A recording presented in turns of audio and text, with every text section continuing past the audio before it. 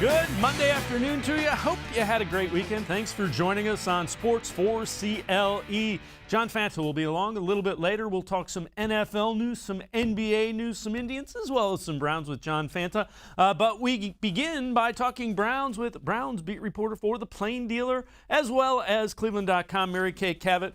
Mary Kay, so Baker Mayfield will not be at OTAs, but he will be practicing with the team, with the guys out in Austin. Take us through that. I know you wrote a little bit about it and what you know and what you expect from that. Yeah, I was grateful to be able to find that out and a couple of other things over the last few days, some nice nuggets that we were able to provide. But yeah, so while they're doing OTAs in Berea this week, Baker Mayfield and some of the offensive skill players are in Austin doing a passing camp like they did last year in Austin.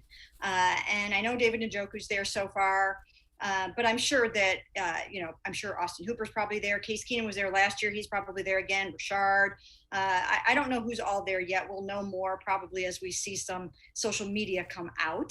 But, okay, so they're not in Berea, and it's just a little bit awkward that they're in Austin instead of Berea, but at least they're working out together. And I think that's vitally important. They're getting their work in, and in some cases, maybe they're getting more work in than they would have, because they can kind of do their own thing a little bit. They don't have to, wait and do just individual drills and then this and that. So yeah, they're getting their work in, they're getting their timing down, and I think it will go a long way towards helping this offense this season. And again, the OTAs are voluntary. That's the thing that Kevin Stefanski kept stressing. And this is a way for, the Browns and Baker Mayfield to get working together. Yeah, and again, the Browns have a different dynamic, really, than even most other NFL teams, because their starting center, J.C. Tretter, is the president of the NFLPA, and he was the one that spearheaded the movement to have everybody skip these OTAs. So I think they're trying to really support JC in his efforts to keep the players safe and healthy. That's what that's about. I mean, everybody must remember that about JC, because he takes a lot of heat for this, and that is he's been charged with keeping the membership healthy, and that is why they had this 21 team effort of guys saying collectively, we're going to skip these OTAs. So it has been a little bit different, but it will all be over next week, June 15th, 16th, and 17th, when they all show up in Berea for the mandatory minicamp. It is also a sign of a pretty good front office that they're trying to walk that fine line and they're not taking a hard line. That's a sign of a pretty good front office, that they have that understanding and are able and willing to navigate that. Well, what they've done is the coaching staff and the players, they've talked about this. They've talked it through, and they came up with plans and arrangements that work for everybody. It's not ideal necessarily, but it's a plan that everyone can feel comfortable with. And so therefore, I think that's been good. And they've tried to keep everything in-house. Like I had to find out about the Baker passing camp in Austin. Nobody said, oh, hey, we're doing this down in Austin. That was information that they might not necessarily have wanted to come out, or at least not come out before it happened. But, that's how things go sometimes. But yeah, this is, it's different, but they're working together and they're somehow finding a way to make it work. Well, the other thing about Baker Mayfield, subject of ESPN's Get Up, Teddy Bruschi, former Super Bowl winner with the Patriots a number of times, and a guy that was a leader of those teams, talked about Baker Mayfield and what was needed from him for the Browns to be successful. I really don't want Baker to be elite. I don't think he has to be elite for this team to win. The progression I'm talking about in terms of the quarterback position with Baker is realizing to stay out of the way sometimes. Can he do that? Does he want to press and show how good he is? That's when you take risks and throw interceptions and you don't make good decisions and you put more pressure on yourself. I'm saying this roster's so good, Baker just needs to be good sometimes. And sometimes it takes a young player like this, not that you can't realize that because it's like, man, everyone's looking to me now and I got to throw for 5,000. I got to have 4 touchdowns. That's not the way championship football happens sometimes in terms of progression of a quarterback. And not only his play, but mentality and leadership. That's what I'm talking about. That's very interesting perspective. And when you think about it, there's some truth to what Teddy Bruschi's saying. Yeah, and I don't think he's really not the only one that has made this observation either.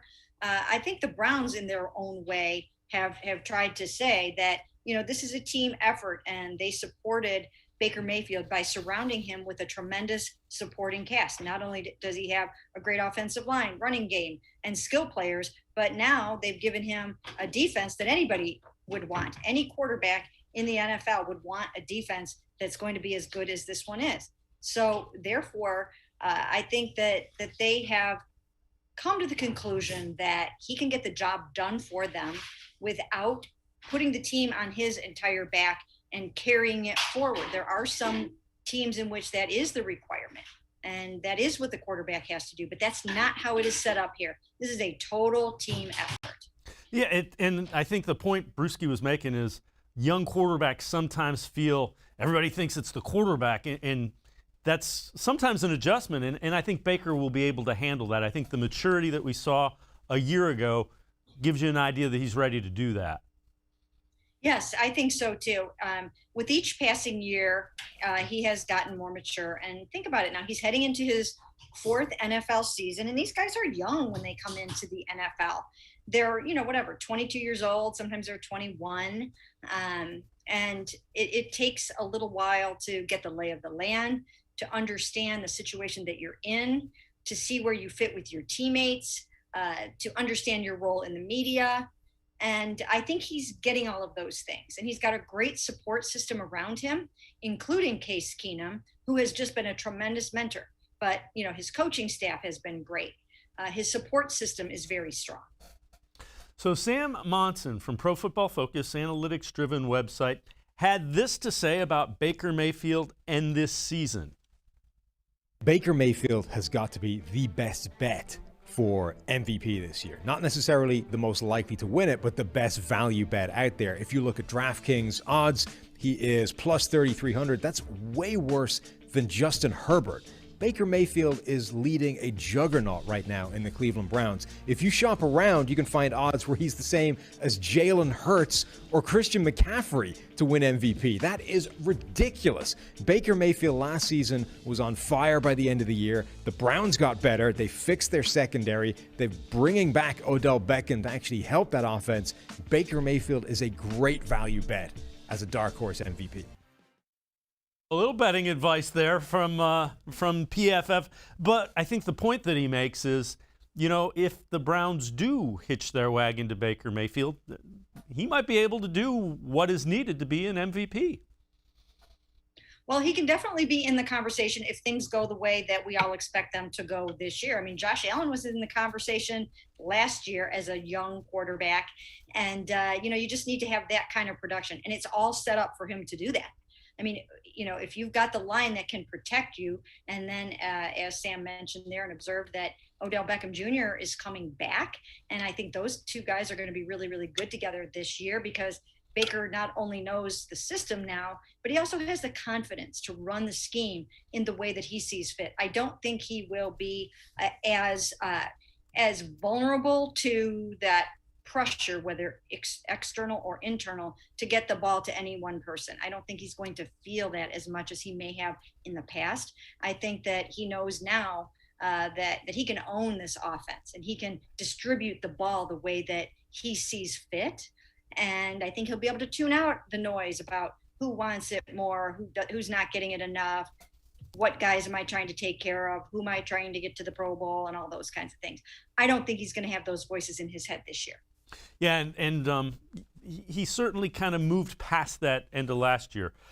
Some news that's just kind of out there and a little different. So Greg Newsome, first-round pick of the Browns, switched agents. Was CAA, which is a pretty big agency, and he dropped his agent. He has to wait a while. Do you find the timing of that just a little different, just because where you're at now with the rookie contract? I mean, you're slotted in, so it's not like there's a huge negotiation that goes on. Yeah, that's true. You do, you really kind of know exactly what you're going to get, but for some reason he didn't feel comfortable with CAA for whatever reason. And I don't know yet. It just happened today, or actually he parted ways with CAA on Friday. So he's in the beginning stages of the 5-day window where he can't announce his new agent yet, but it might've been a situation where, he felt more comfortable with someone else. So we will probably know in short order who his new agent is. And that new agent, I'm sure, is probably going to be negotiating pretty quickly that contract with the Browns. So I wouldn't be surprised if we don't hear something about that by the end of the week. Mary Kay Cabot, Browns beat reporter for The Plain Dealer as well as cleveland.com. We're step aside, take a quick time out.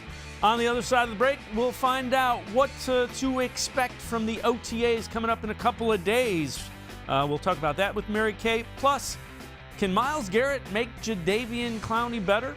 Straight ahead when Sports4CLE returns. Stay with us. Life is starting to get back on track, and you can too. If you or your family have experienced financial hardship as a result of COVID-19, Tri-C can help with full tuition assistance. Safely get the in-demand degree or training you need with online and on-campus classes. Go to tric-edu to check out our programs and resources. So, what are you waiting for? Register now for summer classes. Tri-C is where futures begin. When it comes to selling you a mattress, most retailers are handing you a long line of extra steps that drive up costs and create confusion. At the Original Mattress Factory, we simplify the mattress shopping experience by building mattresses and box springs in our own local factories and selling them direct to you. It's short, sweet, and simply makes sense. So experience more than just a mattress store. Experience an original, the Original Mattress Factory.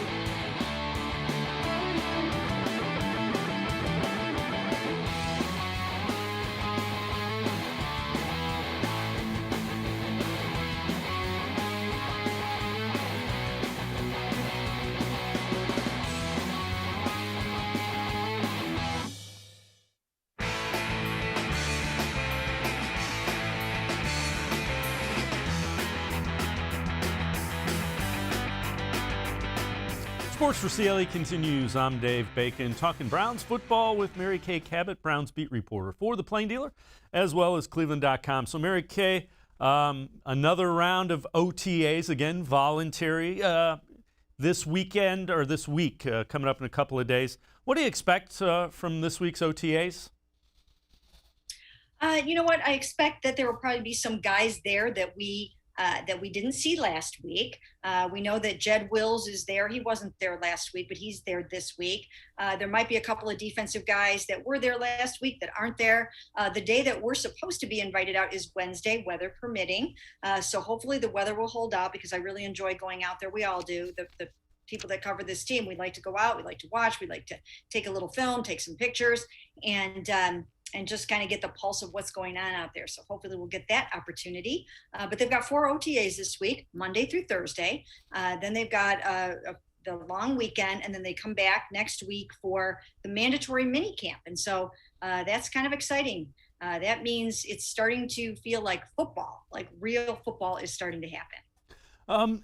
Again, individual instruction, is that the same kind of stuff as a week ago? Is that what to expect this week?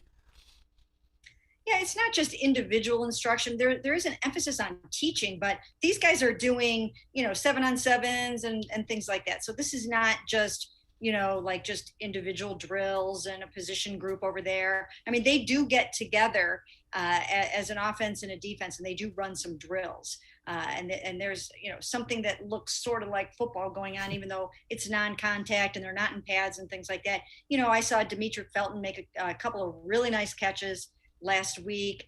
You can see that, defensive guys, the lights are starting to come on for some of the young guys like Jeremiah Owusu-Koramoah. You can see Greg Newsome out there doing some things. John Johnson's there this week. So, so that's kind of cool that now he's there. And I'm sure there are other guys in that category. So yeah, you can definitely see some things. And I think it does help. The players that are there are learning, they're getting coached up, and they're getting better. Fair enough. So this one is from Browns Nation. Players who should have been at OTAs. They have Jidavian, Clowney, John Johnson, and Tack McKinley.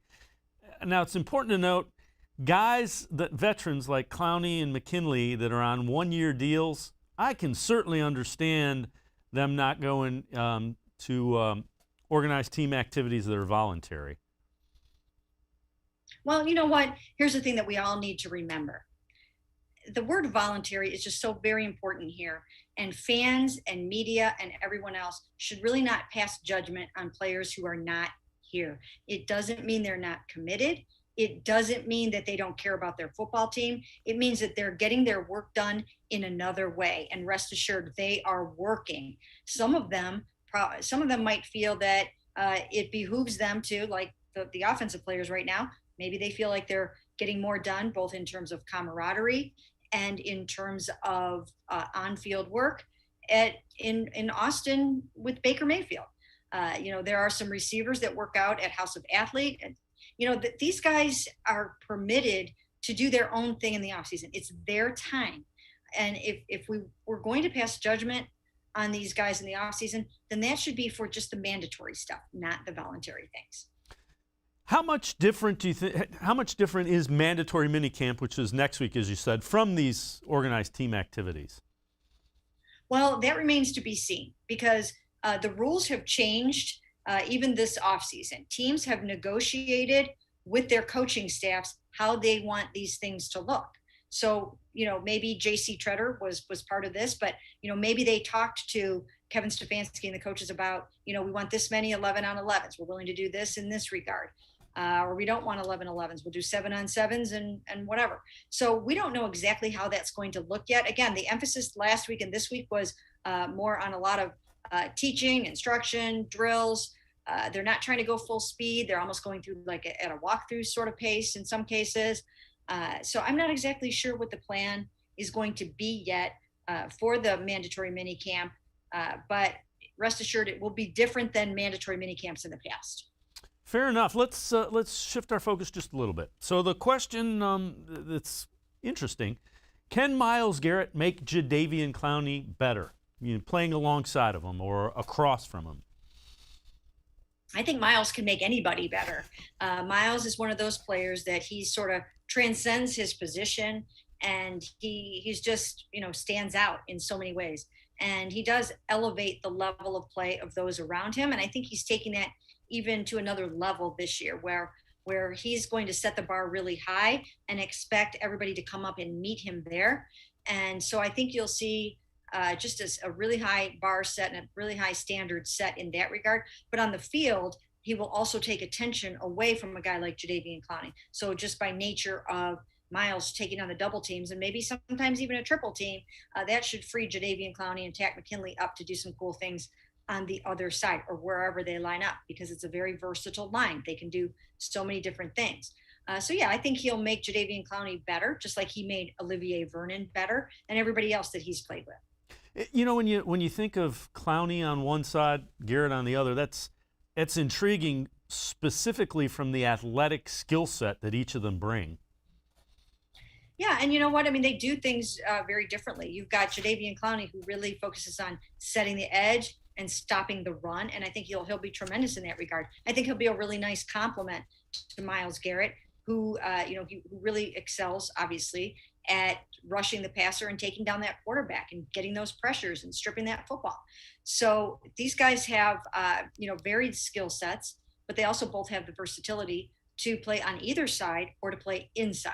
So there will be a lot of moving parts on the defense, and it will be incumbent upon quarterbacks to try to figure out who's lining up where when. And there will be times on third down where Miles can choose which unsuspecting offensive lineman he wants to work against. And so therefore, yes, it will be interesting to see how they all work together. Then you've also got a Malik Jackson who can play on the outside on this defensive line. And if I were Joe Woods, I would just be having a blast right now trying to figure out how to use all these guys. Yeah, and Browns fans are going to have a lot of fun watching that come the fall when you line up and play. Browns beat reporter Mary Kay Cabot, plain dealer, as well as cleveland.com. We're going to step aside, take a quick time out. On the other side of the break, we'll talk to Mary Kay about Sheldon Richardson. Could he still be on the Browns' radar?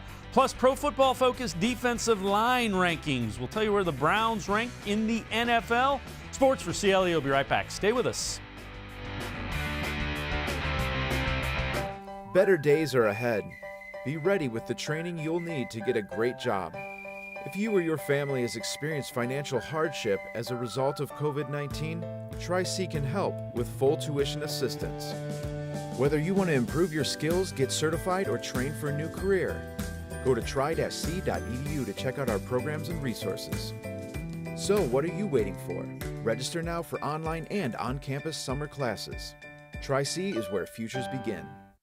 When it comes to selling you a mattress, most retailers are handing you a line.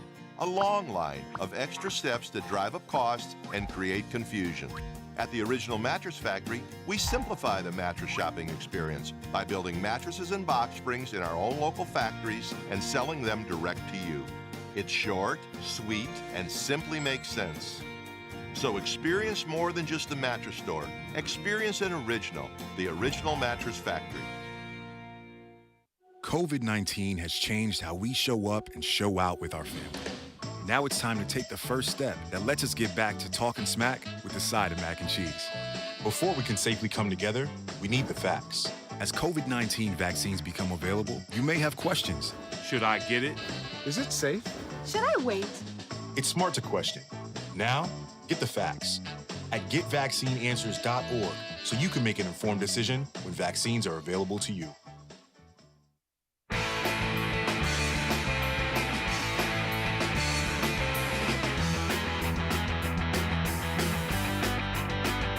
Welcome back to Sports4CLE. We continue talking Browns football with plain dealer and cleveland.com Browns beat reporter Mary Kay Cabot. So Mary Kay, I know you've written about it. Take us through what you've heard, what you found out about Sheldon Richardson as it relates to the Browns.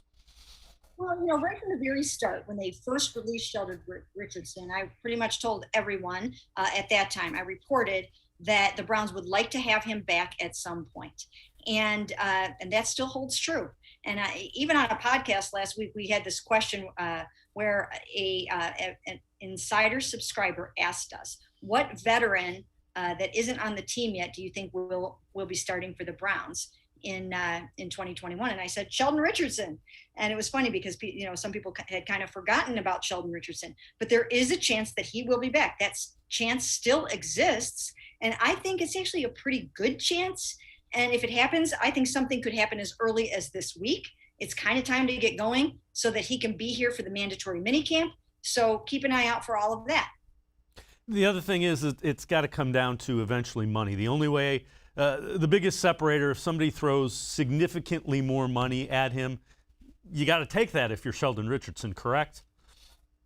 Yeah, sometimes you look for money, you look for opportunity. Mostly it comes down to the money.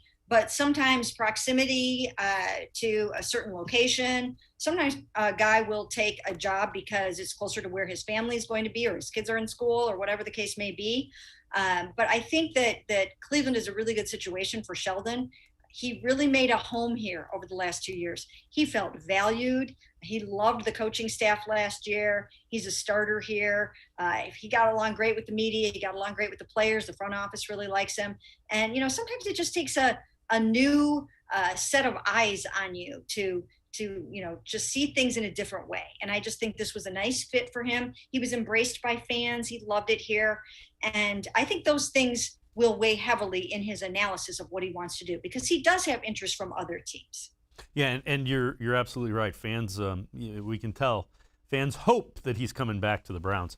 Pro Football Focus has ranked the defensive lines. Now, that's the analytics-driven website that we talk about a lot. So Steelers, the top defensive line. Washington Football Team 2, Buccaneers 3, Rams 4, Eagles 5, Browns at 11, which it'll be interesting because if you get Jidavian, Clowney, and Tack McKinley rolling and Billings is good and Jack, that could be low for the Browns. I think it is a little bit low for the Browns. And as soon as Sheldon comes walking through that door, if he does, I think that naturally elevates them a little bit there. Because if you can get Jidavian Clowney back on track, get Tack McKinley back on track, Malik Jackson, I think he's going to do some interesting things in this defense. And then Sheldon and Miles, I think that there's a lot of talent on that team. There's a lot of Pro Bowls on that defense and on that defensive line. And I definitely think they could be a little higher than 11. So one of the players that you've written about is Grant Talbot, obviously coming back from that Achilles injury that caused him to miss all of last year. And this is some good video. A really good sign is Grant Talbot out running, cutting, doing all kinds of things on that leg. Again, remember he had the Achilles injury, didn't get to play. He certainly looks pretty good. Yes, he does. And good for him. You know, I always feel so bad for all of these guys that work so hard at their craft and they look so forward to the season. And then something like that happens where he's just out there practicing, basically going through individual drills and ruptures his Achilles tendon in training camp. It was just such a devastating day to see him go down like that. And then to see Greedy Williams walk off the field shortly thereafter. Both of those guys never to be seen on the field again last year. Just to see him doing this, coming back from a ruptured Achilles tendon, that's remarkable. This is an injury that roughly 28% of guys don't come back from into the NFL. So to see him out there working like that and getting ready to be full go for training camp, it's just very gratifying on all fronts. Yeah, and you know, we've talked about that a little bit. With guys like Greedy and Grant Talbot, they're so young, just dealing with that and learning, you know, yeah, you can get back and through that. It's a good thing. So Bleacher Report comes out with this. Biggest questions coming out of OTAs for each team. For the Browns, what will they get from Grant Talbot and Greedy Williams? That's a fair question. Yes, it is a fair question. Now, we probably won't see those guys practice very much at the mandatory minicamp. So the next time we'll really see what they've got is when they start to get underway in training camp in August. They'll report, the first day could be something like July 31st, but August is about when they get rolling for training camp. So that's when we'll really know how they look.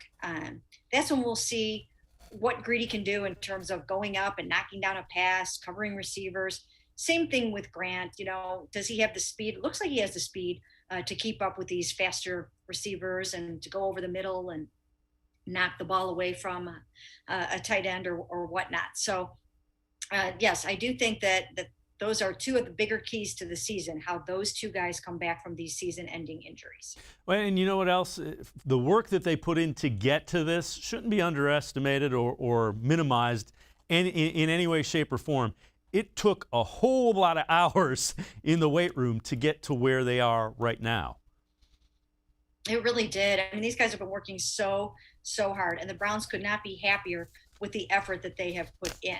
Even when you look to last year, Greedy Williams was working so hard in the offseason to come back last year and really take his game up a notch from his rookie year. So, you know, he's just kind of tried to pick up where he left off now. These guys are working tirelessly to be the players that the Browns expected them to be when they drafted them, both of those guys in the second round. And once again, as I mentioned before, the bar is set so high for everyone that I think you're just going to see a level of play that on a defense especially that we haven't seen around here in a long time. Yeah, it's setting up to be quite a fall for Browns fans. Mary Kay Cabot and I, the Browns beat reporter for cleveland.com as well as the Plain Dealer. We're going to step aside, take a quick time out. Some more rehab video. This one from Odell Beckham Jr. doubling down on betting on himself, so he says. And also we'll take a look, can Kareem Hunt and Nick Chubb each run for 1,000 yards next season? Sports for CLE will continue. Stay with us. When it comes to selling you a mattress, most retailers are handing you a line. A long line of extra steps that drive up costs and create confusion. At the Original Mattress Factory, we simplify the mattress shopping experience by building mattresses and box springs in our own local factories and selling them direct to you. It's short, sweet, and simply makes sense. So experience more than just the mattress store. Experience an original, the Original Mattress Factory. At Social Security, we are always thinking of ways to save you time and make things easier. That's why we created My Social Security. A My Social Security account allows you to access your earnings history and benefits information, request a replacement Social Security card, get a proof of income letter, estimate and apply for benefits, and more. Save time. Go online. Open a My Social Security account at ssa.gov/myaccount. Social Security. Securing today and tomorrow. Produced at U.S. taxpayer expense.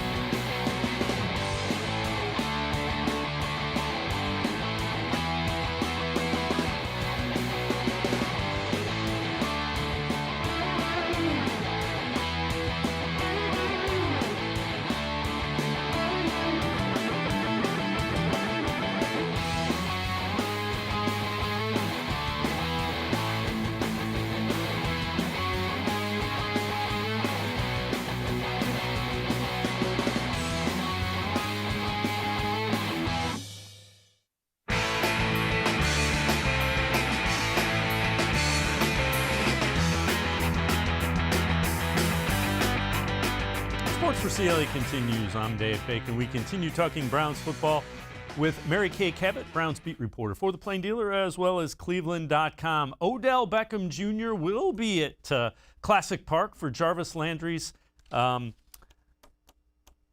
softball event next week, coming up next weekend. But Odell Beckham Jr. back on social media, and Mary Kay, take a look at this. You and I have talked a couple of times about how Odell has been getting after it in his rehab process.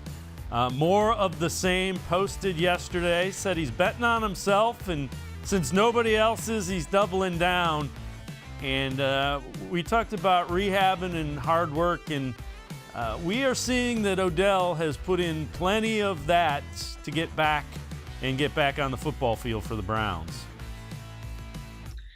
Yeah, the interesting thing about it is that I don't know who's counting him out. I haven't seen anybody doubting him, but sometimes these guys get themselves motivated and get their game faces on by perceiving that people are not believing in them. And there are a couple of players on the Browns that are fueled in that way. Baker's one of them, and Odell is one of them. I think they do better when they feel like the world is against them or their backs are against the wall.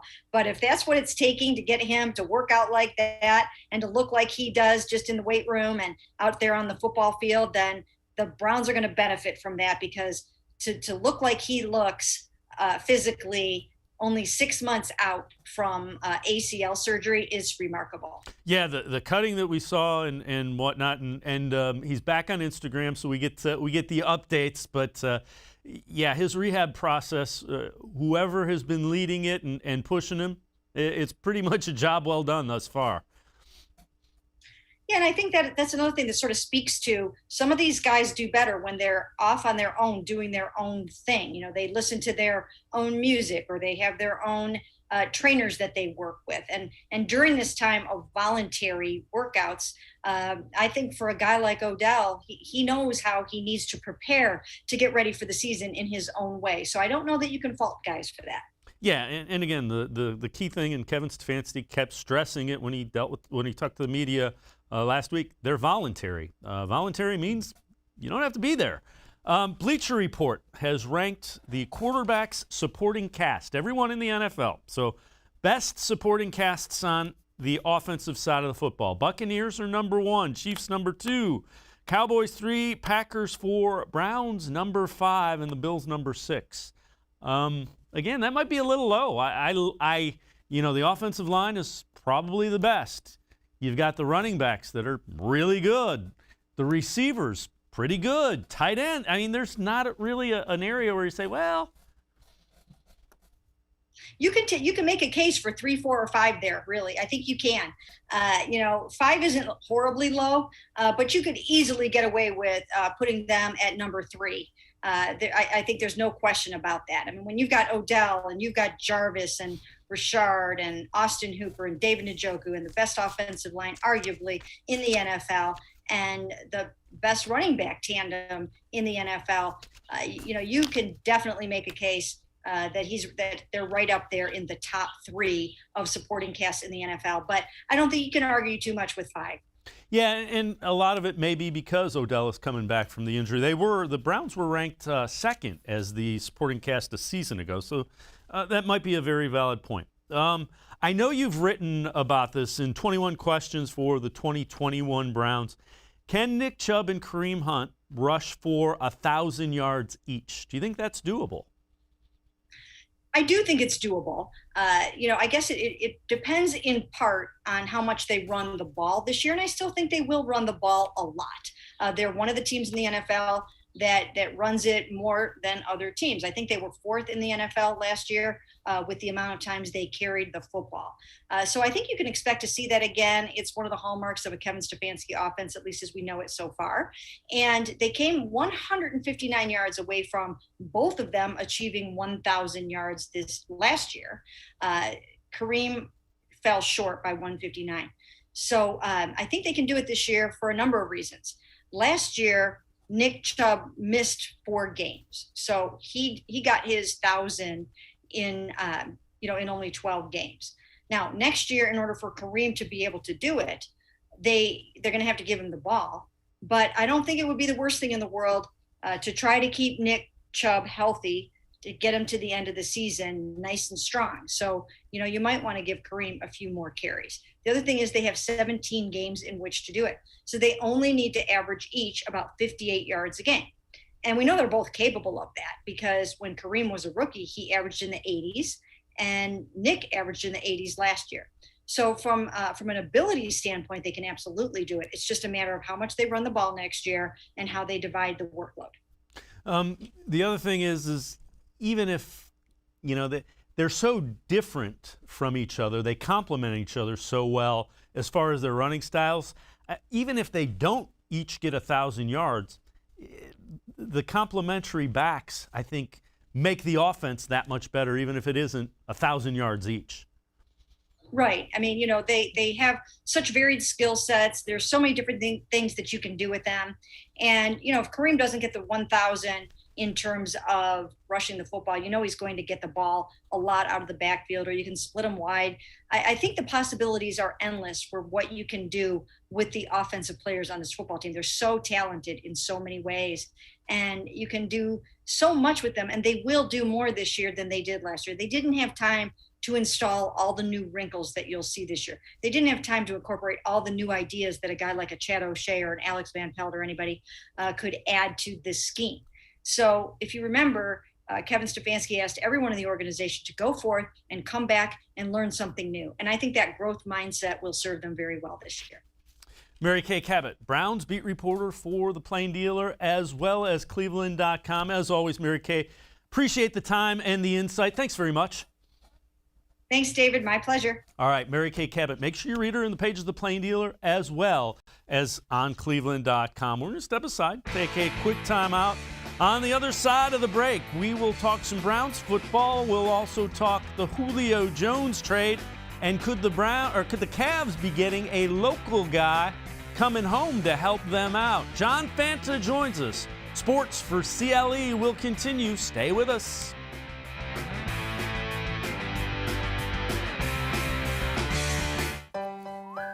Life is starting to get back on track, and you can too. If you or your family have experienced financial hardship as a result of COVID-19, Tri-C can help with full tuition assistance. Safely get the in-demand degree or training you need with online and on-campus classes. Go to tric-edu to check out our programs and resources. So, what are you waiting for? Register now for summer classes. Tri-C is where futures begin. As the COVID-19 vaccines become available, you might be asking yourself, should I get it? And if I do, will I be able to go about life without putting my family at risk? You've got questions, and that's normal. The fact is, the vaccines are safe and effective. They're going to save lives. To get the latest on the COVID-19 vaccines, visit getvaccineanswers.org, because getting back to the moments we miss starts with getting informed. It's up to you.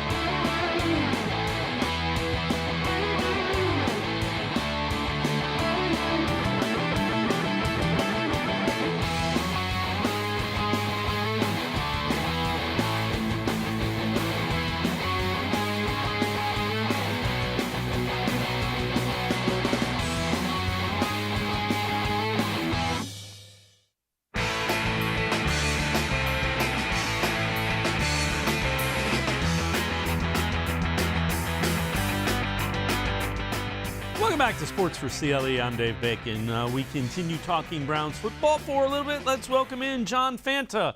John, as always, appreciate the time.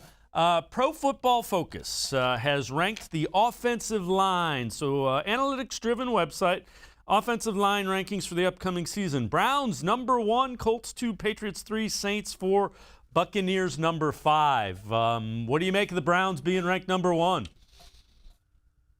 Well, Dave, thanks for having me. It's great to be with you. And what I make of it is that the Browns are poised to be a Super Bowl contender this upcoming season. When you think about this team and the way they won football games last year, it caught the league's attention early on because the Browns were committed to the run. And going into last season, I think that people were unsure of what Wyatt Teller would be, as Pro Football Focus brings up.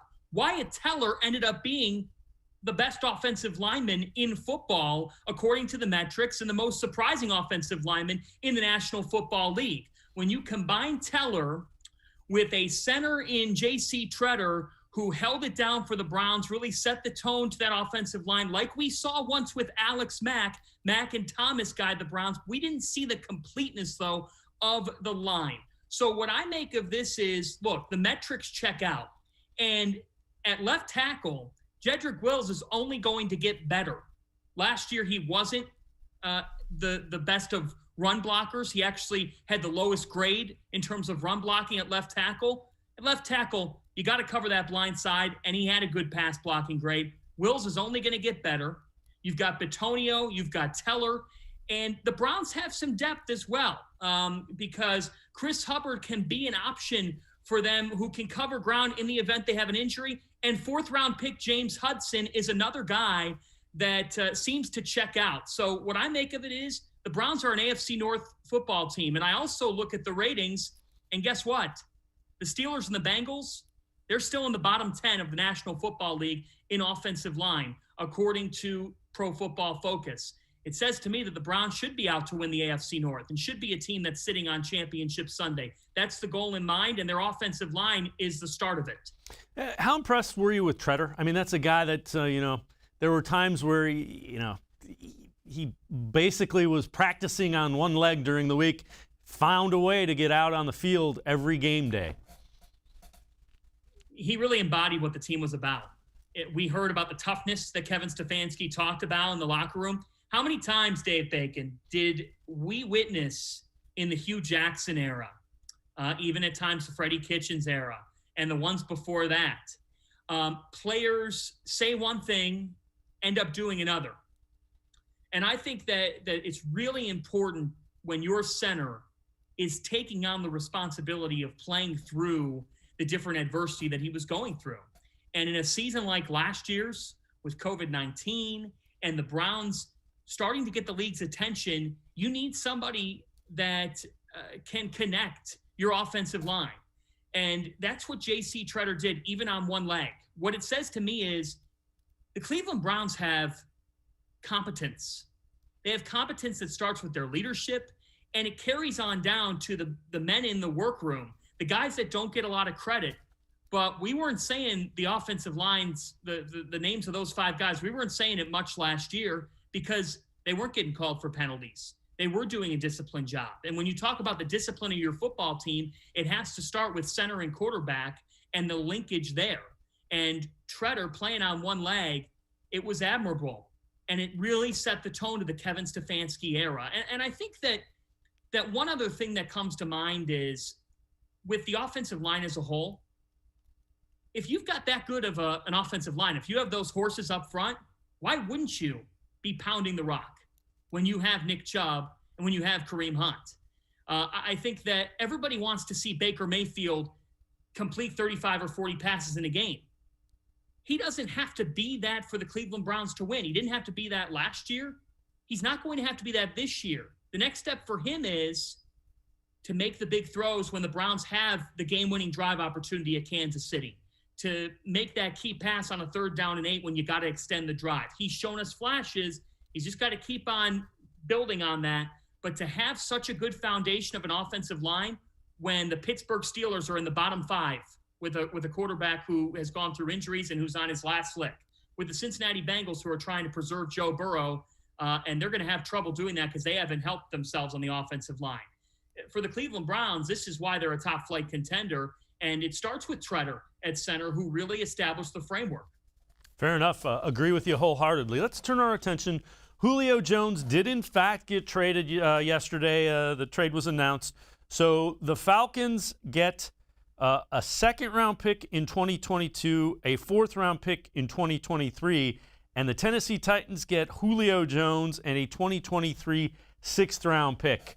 Just your reaction to that trade of Julio Jones. Well, it was bound to happen. It was bound for him to be on the move. I understand what the Falcons got in return, and the Falcons had to make this move in the here and now to help themselves split all that dead weight money now. They're going to be able to split that up between this year and next year because Jones is owed a lot of money. You know, we're talking about $20 million. So for the Tennessee Titans, they made sense as a suitor. The Tennessee Titans have had big losses in terms of their receiving core. You think about Corey Davis, and now he's a New York Jet. Jonnu Smith, who now is with the New England Patriots. The Titans needed to make an addition here to help build up their passing game. An area that, for Tennessee, it's been wishy-washy, especially in big spots for the Titans. You know, they rely on Derrick Henry to do so much for them. Bringing in an elite receiver helps the Titans. And look, as much as the Cleveland Browns have grown, the Tennessee Titans don't get national love, but they consider themselves, and rightly so, to be a team that could be sitting there on AFC Championship Sunday. They've had the defense. They've had the running game. Now you bring in Julio Jones and you figure to yourselves, okay, we've got another elite target, elite playmaker. Can we do this offensively and factor him in and make things happen? For the Falcons, they had to do this. They were up against a wall. Look, I know that some people were floating around, man, could you imagine Julio Jones in a Cleveland Browns uniform or whatnot? The Cleveland Browns got enough playmakers. I never thought we'd be saying that based on the way past times were going up until 2 years ago, but they've got a wealth of playmakers. The Titans needed one. They got one. I think the Falcons got an appropriate haul back. This was bound to happen, so the Falcons are up against a wall. I understand both sides of the deal here, and my reaction is Tennessee, they're the best team in the AFC South. They are the best team in the AFC South on paper. We'll see if they live up to it again this upcoming year. Yeah, you have to put them in the mix with the Browns, Bills, Chiefs, and Ravens without question. So we're going to shift focus again on you. NBA. So word has it that C.J. McCollum, who is from Glen Oak, Portland Trailblazers guard, really good guard, could be headed to the Cavaliers potentially. Might be rebuild time, tear down time, and rebuild time in Portland. Do you think that fit is there for the Cavs? I am conflicted here because I do think C.J. McCollum is what the Cavs are looking for in terms of a veteran presence who knows how to win and has been a part of winning in Portland it's gone south, and that's why they make the move at head coach with Terry Stotts, and Portland's going to have to do some retooling. Some things run their course in the NBA. Here's the thing, though, Dave. On the rumor mill, the Cavs' proposed deal is potentially Kevin Love, because Portland's really been interested in Kevin Love in the past, potentially the top 5 draft pick the Cavs may have this upcoming draft, or a top 10 pick, maybe multiple second rounders. And then the other name that's thrown out there is because Portland's not just going to take on Kevin Love, whose contract is not desirable, and a draft pick that who knows how good it would be, that Portland would be looking at Colin Sexton. And then you say to yourself, well, if Portland's getting rid of CJ McCollum, what is Colin Sexton going to bring to them? And on the flip side, we have heard Kobe Altman and the Cavaliers talk about how much they still believe in Darius Garland and Colin Sexton. And now you're making a move and you're getting rid of Sexton, you're sending him out to Portland. And Kevin Love, as much as I think the Cavaliers would look into trying to deal off Kevin Love, let's face it, that contract, it just wasn't the right deal. I don't know how valuable that would be to Portland. So the Cavaliers could end up giving up a lot more than what CJ McCollum ends up being worth. It's got to come at the right price. And I do believe that there are other potential teams that might be able to give Portland a better, more suitable deal than the Cavs. There's no question McCollum would add something to the Cleveland Cavaliers organization. But I'm not sure when I look at the equation of a potential deal that it makes total sense for both sides. Maybe Portland is thinking, we just want a new chapter. We're turning the page. We're going to make this trade. If the Cavs could give us one of their young guards, we're going to work with that, and maybe a draft pick. We'll work around that. But CJ McCollum's a player who can be your number 2 on a team, on a really good team too. It's going to have to make sense. And I just wonder what happens here with Kevin Love's money situation, and if something could be worked out, because Portland has shown interest in Love before. John Fanta and I are going to step aside, take a quick time out. On the other side of the break, we'll shift our focus, talk some Indians baseball. Sports for CLE. We'll be right back. Stay with us. Better days are ahead. Be ready with the training you'll need to get a great job. If you or your family has experienced financial hardship as a result of COVID-19, Tri-C can help with full tuition assistance. Whether you want to improve your skills, get certified, or train for a new career, go to tri-c.edu to check out our programs and resources. So what are you waiting for? Register now for online and on-campus summer classes. Tri-C is where futures begin. When it comes to selling you a mattress, most retailers are handing you a line. A long line of extra steps that drive up costs and create confusion. At the Original Mattress Factory, we simplify the mattress shopping experience by building mattresses and box springs in our own local factories and selling them direct to you. It's short, sweet, and simply makes sense. So experience more than just a mattress store. Experience an original, the Original Mattress Factory. First, they said cigarettes were safe. We know how that turned out. Now, they say they didn't market e-cigarettes to teens? Fact, more than 1 in 4 high school students are vaping, and 80% say their first e-cigarette was flavored. Vaping is harmful to developing brains. The reason we think vaping is safe? Marketing. Same lies, different day. Tell Big Vape to quit lying.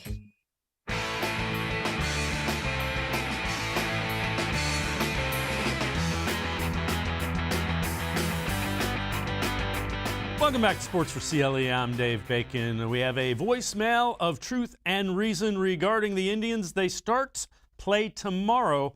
4 games behind the White Sox, 2 in front of Kansas City, second place in the American League Central. Hey, Les, if you're truth and reason, you should be telling it like it is and saying we're playing the weakest team in baseball. We just lost 2 out of 3 when we should be making hay and gaming on the White Sox and going around the White Sox. And, you should have kept Aguilera, Urshela, Diaz, young hitters that could actually hit. and you got Carrasco and Clevenger. Heck, they didn't give up 17 runs in a month, let alone one game. It's like, come on. You know, how come you guys keep giving Antonetti a free pass, him and his flunkies? If you can't get rid of Antonetti, pass it on to somebody else. Pass it on to D-Man. Well, you know, you bring up Clevenger and you bring up Carrasco, and neither one has thrown a pitch this year. John, I know you're enjoying that, but I get the frustration. But the front office, the trades the front office has made and the talent evaluations, that's not the problem. Dave, I think you should have him on your show this week. That caller, let's call him back. Just cold call him and let's see what he has to say. Because if that's his voicemail, a live phone call might be something. Look, the caller is right in that this was a very poor weekend for the Cleveland Indians. Yeah. And this month of June is the critical month of the season in my book, because you still have Baltimore again. You've got the Pirates for a series. They stink. You still have the Tigers in this month of June, and you've got the Twins who have struggled. The fact is, the Cleveland Indians are 5 games over 500. The Chicago White Sox are 13. The Indians, in my book, are unlikely to catch the White Sox, but they can absolutely factor into an American League wild card slot. And I know you might be saying to me, well, it's a 4-game difference between the Indians and White Sox. How could you say that, John, in the month of June? Well, here's why I say that. They're 16-15, this Cleveland team, against sub-500 teams. Division winners don't go 16-15 against sub-500 teams. And that's a reflection of what the Indians are. It doesn't really matter who's on the other side. It doesn't. You know, they've been no-hit twice, and their offense can leave a lot to be desired at times. But by the same token, it doesn't matter at times who the other offense is in the other dugout, because that's how good this pitching staff can be.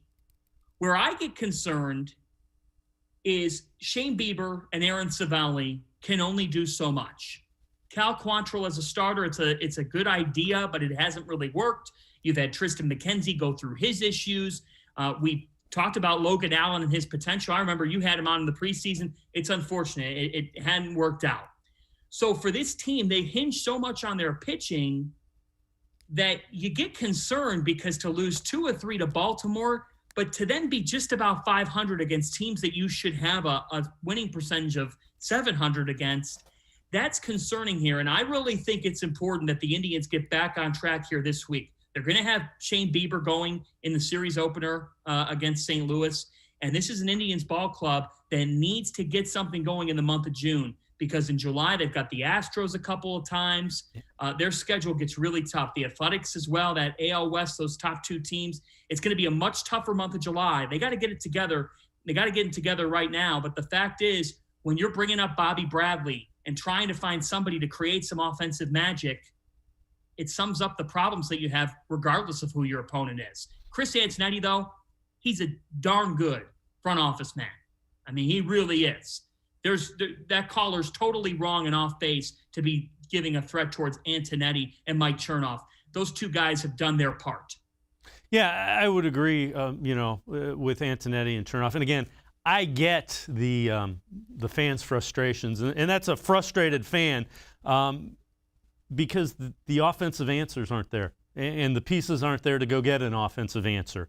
So unfortunately, I think the Indians are probably not quite as good as their record right now. They're several games over 500, and that's probably a little misleading of what this team is.